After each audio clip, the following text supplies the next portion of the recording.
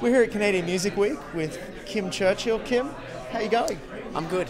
Yeah, just arrived and so trying to take it all in as best as I can.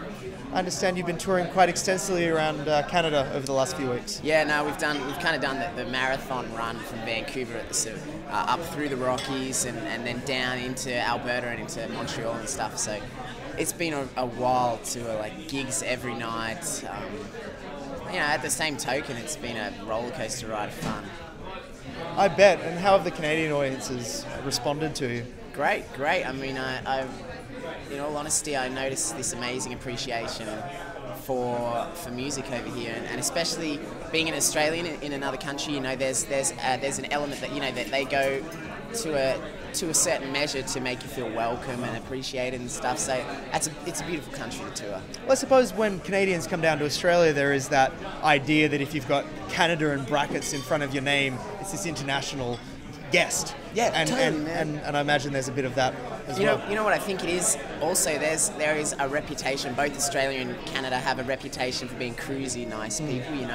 And so especially when one comes from the other, there's everybody's like really they go out of their way to make you feel welcome and stuff. I feel like Australia does the same to Canada. So it's From being from Australia, I can't think of a better country to tour.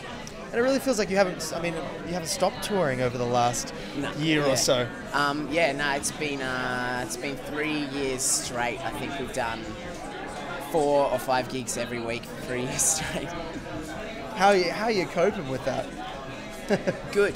Yeah? I can't see myself doing anything else, to be honest. It's become... It's your 9 to 5. It is. It's my 9 to 5. And I'm bloody stoked to have a 9 to 5 like this. Not bad, is it? Yeah, it's wicked. And we are here in Toronto, and I know it's your first time to Canadian Music Week, but not to Toronto, but to Canadian Music Week. Yeah. And what's your experience been of the whole conference? It's like nothing I've ever been to before. I'm sure there's lots of them, but it's the next level of intensity. Like there's so much going on. There's so much animosity everywhere. It's a really, really quite amazing thing just to be a part of as an experience. I'm sure you feel the same, right? Like, certainly. There's something happening around every corner. There's deals being made at every desk. Yes. And I know you are traveling around a bit more. You're going to South by Southwest, and what you've got a lot of new material. I understand that you're going to be demoing as you're going around. Yes. What are you working on at the moment? Well, I think the next. I just recently released an EP in Australia, which has been combined into a first self-titled album for Canada. But a very sort of folky. We recorded in this little surf shack in a place called Angourie on the east coast of Australia, and sort of like really raw acoustic folk style songs. So I'm going to go and I'm going to do this sort of brother EP to that, which is very Pink Floyd kind of prog, somewhere in between prog rock and conceptual. Got 5 or 6 sort of very dark rock songs. So we're going to do an EP like that next, and it's kind of a paradox to what I've done before, and they go together as equals and opposites. So that's what we're going to be working on when we get straight back. And then pretty much straight after that, we'll go into recording the next album. I've written that as well. So a lot of recording. And as you're on the road, have there been any performers that you've experienced like supporting you, or that you've been supporting that are... Oh, so many.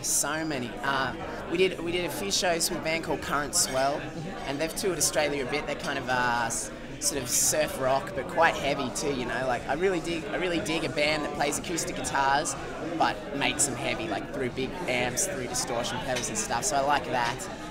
There's also a band called 5 Alarm Funk. They're amazing. I've really discovered also this Jewish rapper called Matisyahu. I didn't do a show with him or anything, but he played Blues Fest. He did. Last year. He did. He was amazing there.